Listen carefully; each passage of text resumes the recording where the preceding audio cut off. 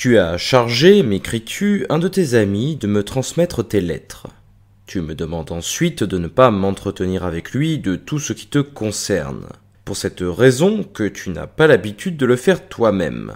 Voilà donc que dans la même lettre, tu lui accordes et lui retires à la fois le titre d'ami. Tu emploies ce mot comme un terme banal, et tu appelles cet homme ton ami, comme nous donnons à tous les candidats la qualité d'homme honorable, et comme nous saluons ceux que nous croisons, si leur nom ne nous revient pas, en les appelant monsieur. Passe encore pour cela. Mais si tu regardes un homme comme ton ami sans avoir en lui autant de confiance qu'en toi-même, tu te trompes lourdement, et n'as qu'une vague idée de la valeur de la véritable amitié. Avec ton ami, tu dois aborder tous les sujets. Mais le premier sujet de tes réflexions, ce doit être ton ami lui-même. Après avoir accordé son amitié, il faut avoir confiance.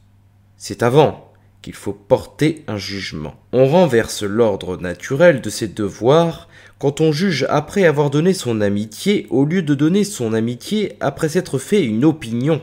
Théophraste nous prescrit d'ailleurs la démarche inverse. Réfléchis longuement pour savoir si tu dois choisir quelqu'un pour ami. Mais quand ta décision est prise, aime-le de tout ton cœur. Entretiens-toi aussi librement avec lui qu'avec toi-même. Certes, il faudrait que tu vives de façon à pouvoir confier à ton ennemi tout ce que tu te confies à toi-même. Mais dans la mesure où par habitude nous avons certains secrets, c'est avec ton ami que tu dois partager tous tes soucis, toutes tes pensées. Si tu le crois fidèle, tu le rendras tel. Nous apprenons parfois aux autres à nous tromper en craignant de l'être, et par notre défiance nous leur donnons le droit de nous trahir. Pour quelle raison garderais-je pour moi un seul mot en présence de mon ami? Pourquoi devant lui ne pas me conduire comme si j'étais seul? Certains racontent aux premiers venus ce qui ne devrait être confié qu'aux amis, et se déchargent dans n'importe quelles oreilles de ce qui leur brûle la langue. D'autres, au contraire, redoutent de se laisser aller même avec leurs amis les plus chers, et tout comme s'ils ne pouvaient eux-mêmes être leurs propres confidents, refoulent au fond de leur âme tous leurs secrets. Il faut rejeter l'une et l'autre de ces attitudes. C'est une faute de ne faire confiance à personne comme de faire confiance à tout le monde. Je dirais que dans un cas, on se conduit de manière plus sûre, dans l'autre de manière plus honnête.